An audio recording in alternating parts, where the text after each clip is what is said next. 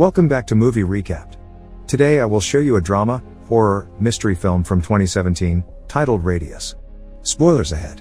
Watch out and take care. We open on a storm, then a car crash can be seen and a man who regains his consciousness next to the toppled car. He walks out into the road and follows it to a town. Before he gets there, a car approaches and almost hits him, then swivels off the side of the road. The man runs over to the car to check on the driver, only to find her dead. He takes her phone and calls for an ambulance. The dispatcher can barely hear him when he tells her where he's located. She asks him for his name, but he suddenly realizes that he doesn't know who he is, so he looks through his pockets and finds a driver's license that says he has no name. Suddenly, a dead bird falls on the car, scaring him. The man runs away from the car. He finally arrives at a restaurant, and when he steps inside, he sees that everyone there is dead too. Suddenly, a van crashes outside and that driver is revealed to be dead too. The man tears his sleeve off and uses it as a mask. He grabs a map from the restaurant and runs into the woods. Later, he walks down another road when he gets to a place that can possibly be his house. The light in the front is on, so he knocks on the door. When no one answers, he goes out back and breaks into the house. Inside, he listens to the welcome message of the voicemail and hears his own voice, learning that his name is Liam. Suddenly, he has a memory of himself stranded on a boat somewhere. Later, he's barely out of the shower and he listens to the news reports. They say that no one knows for sure, but there is the possibility of biological warfare. The official can't say if the air is safe to breathe. Liam tapes over the broken glass on his door and hears someone in the field. He tells the man to leave because it's not safe to stay outside. The man can't hear him, so he shows him the message. As the man walks over to Liam's house, he collapses dead in a ditch. Liam writes down what he knows and listens to more news. They report only 2 incidents of the same sort happening and that those seem to be localized. Liam thinks of something as he hears a crow caw outside his house. He goes out and approaches the crow, and when he gets closer, the bird dies. Is it possible he is the center of the strange occurrence? Liam is trying to calculate how far out to spread a line around his house when a car appears. Fearing he might harm the driver, he runs back to the property. Later, Liam wants to call 911 but changes his mind before he does. He pulls a line out of his shed, then gets all the food from his kitchen into a box. Liam is fixing up the shed, as he listens to the news reporting that the deaths were not caused by a virus when he sees a doggy outside. He covers the rest of the windows. That night, the police come over to his house looking for him because they found his truck. Liam hides from them as they check his property. One of the officers gets ready to take a look at the shed when a murder of crows falls from the sky, stopping her in place. She informs her colleague, saying it's the same thing as the restaurant. They get into the car and drive away. Liam has a nightmare about the car accident and wakes up, hearing a car outside. He sees a woman going into his house, and when he backs away from the window, he fumbles and makes a noise. She hears it and says that she just wants to talk to him. Liam says not to come any closer. The woman knows his name and wants to talk to him, but he tells her that she needs to get away from the shed. Suddenly, she knocks on the door, telling him that she just wants to talk to him. Liam opens the door for her and she doesn't die. The woman tells him that she was in the truck with him during the accident. He doesn't know her and tells her that he didn't see her there. Liam confesses that he doesn't remember anything, and she tells him that she doesn't remember anything either. She wants to go inside and take a look around the house, but he's reluctant about joining her. Suddenly, the little doggy sniffs around his ankle, and since it doesn't die, Liam thinks that he might not be the cause of the occurrence. Both of them walk inside the house and he asks her how she knew to come to the house. She tells him that a cop told her who the truck was registered to and she figured he was her best shot. The woman finds a photo of a child, but Liam doesn't know who it is. He thinks she doesn't live with him, but she continues to look through the stuff. They talk about the occurrence and she tells him it's over. Later, he's in the kitchen when she shows up behind him and he remembers her getting into the truck with him. Liam asks her if she knows the place where he saw the truck was stopped. They find the place on a map, right next to a bridge. The following morning, they get to a car and drive toward the place. In the car, she stares at him, trying to figure out what their connection is. He asks her how he should call her and she answers that everyone kept calling her Jane Doe. Liam settles for Jane. They arrive at the bridge and as they walk on it, Jane says she doesn't remember it at all. Liam tells her that he feels like he knows her, even though he doesn't remember. Jane tells him that she had a dream when she was at the hospital. In the dream, she was a child, standing in line at the mall with her family, waiting to see Santa Claus. All of a sudden, a kid pulls down Santa's beard and she freaks out, running out to the parking lot. Jane says that the dream is the only thing she remembers from her whole life. Liam tells her that it's a good thing that she remembers anything because it's proof that her memories are still inside her head. Suddenly, Jane has a memory of that night, where she holds a piece of blank paper and Liam tells her that she can't stay there. She tells him that she threw the paper in the water and that it felt like she was leaving something behind. Jane is really frustrated because she can't remember. Liam has an idea that they should check out the crash site just in case the police missed something there. As they're driving there, the news is reporting that the occurrence seems to be something outside of nature, something man-made. When they get there, Liam asks Jane if the police told them why they crashed, but they wouldn't tell her. She tells him about the second car that crashed down the road from their site. Liam keeps it from her that he was there. They arrive at the crash site and find a blackened circle in the grass. Liam says that it doesn't look like a fire. He has another memory of the moment, then asks her where she was when she woke up. Liam shows her where he was and she shows him where she thinks she was. He tells her that when he got away from the site, the occurrence started with him. Liam explains that it was like he was sucking the life right out of them just by coming close. He firmly believes that he was the reason for the occurrence, him killing those people, but he thinks that it's over now. Jane is scared of him, but he insists that something strange might have happened to her too. She doesn't think so. Jane runs away and he goes after her, apologizing. She's afraid that the thing might come back and kill her too when a woman passing by in a car asks them if everything is alright. They brush her off and continue to argue, but as Jane walks away the woman comes out of the car and tells Liam she's a cop. She tells him that they've been looking for him because of where his truck was found, then she drops dead. Jane stops walking and when she sees what has happened, she runs away from Liam. He catches up to her and tells her that she won't die. They drive to a field and find a goat. Liam stands next to it and tells Jane to walk away from them.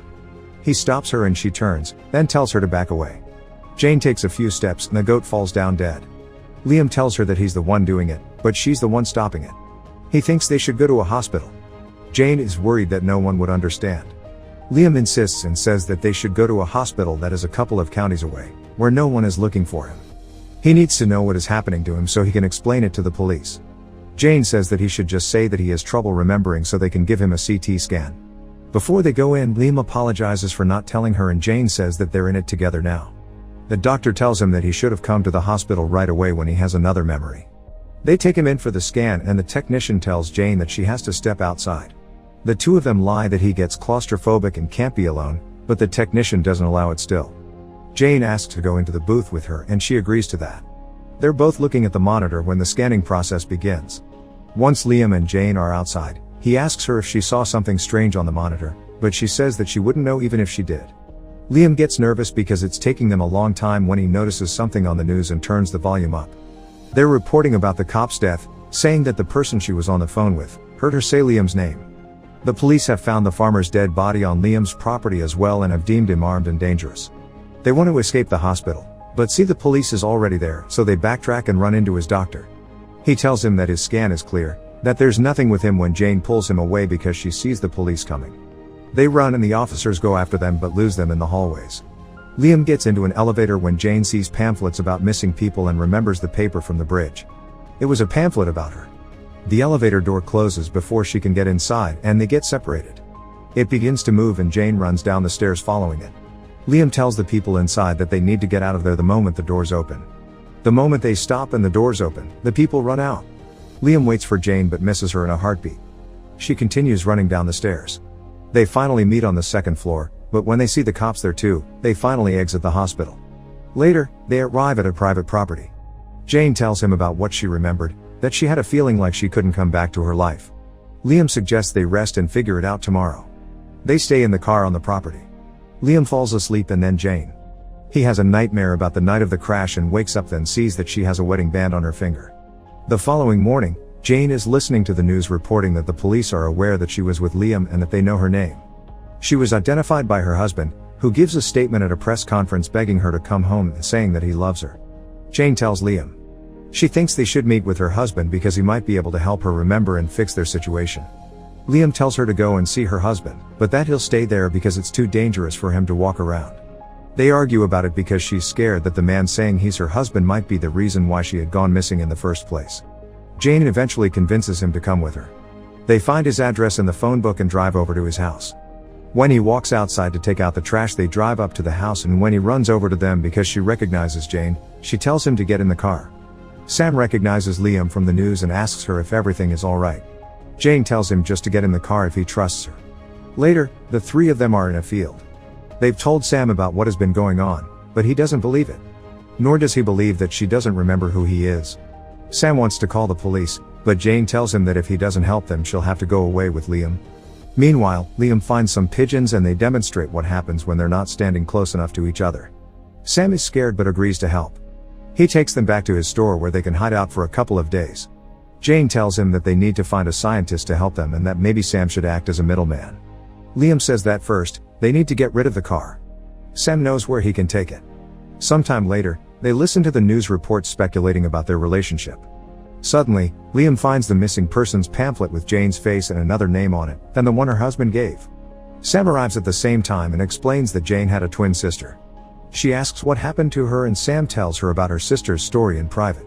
Apparently, after Jane's sister went missing, she got obsessed with finding her. She got really depressed and her life began falling apart. The previous week it had gotten worse, so they had a huge fight and she stormed off. At first, he thought that she would come back after a few days like she always does, but she never did. Jane has a memory of throwing the pamphlet off the bridge. She gets ready to jump when Liam shows up at the bridge and stops her from doing it. He asks if he can drive her home, but she says that it's too late for that. Liam tells her that she can't stay here and that he'll take her anywhere she wants. Jane enters his car and tells him to just drive, then introduces herself as Rose. Sam asks her what's wrong, but she doesn't tell him, instead asks him for some food. He leaves to get it and she tells Liam what she remembered, that he actually saved her life. Sam gets back with the food later and sees them sleeping next to each other. He's angry, so Liam goes out to get the sleeping bags. Sam keeps asking Jane to talk to him, but she says that she doesn't really know him. Liam remembers something else from that night. He remembers where the two of them were going. Sam gives him a map. The next day, Liam has circled a place on the map where he thinks he has a cabin. He and Jane try to convince Sam that they should go to the cabin, but that he can't come with him. Jane tells Sam that he needs to stay back so that it doesn't raise suspicion if he disappears with them. Sam storms out. Later, Jane finds a list of things that Sam has written down for her, about how they met and what she likes or dislikes. When Sam comes back, he tells them that he called the police as they knock on the door. The two of them hide inside and he opens the door for the police. They drag him in the patrol car. Liam and Jane want to escape from the back door, but cops are waiting there too. The officers arrest them and begin to separate them, regardless of how much the two plead for them not to do it. Liam tells them that they're all going to die, and as they drag them away from each other, everyone drops dead, both police and civilian. The last remaining cop walks over and sees what has happened, but as he comes closer to Liam, he drops dead as well. Liam runs over to Jane and tells Sam to get the keys, then tells her they're all dead. Sam tells them where the car is and says that he'll stay back to explain that what actually happened wasn't their fault. As Liam and Jane drive to the cabin, she repeats to him that it's not their fault. They stop at a gas station to get some groceries and see the news reporting on something that happened on the night of the accident.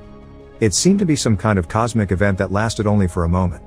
They think that the event must be connected to what happened to them. Liam drives away and the man that was with them in the gas station follows them.